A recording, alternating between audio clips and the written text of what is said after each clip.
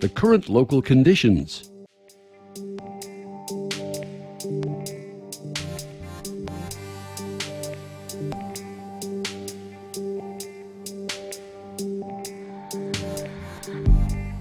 The current radar, showing any precipitation in your area.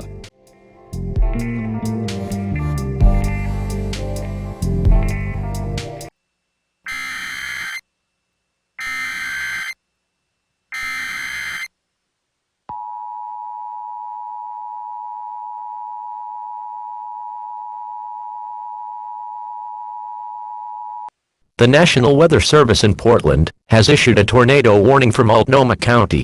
At 3:23 p.m., National Weather Service Doppler radar indicated a severe thunderstorm capable of producing a tornado. This storm was located near Troutdale and moving 50 miles per hour southeast.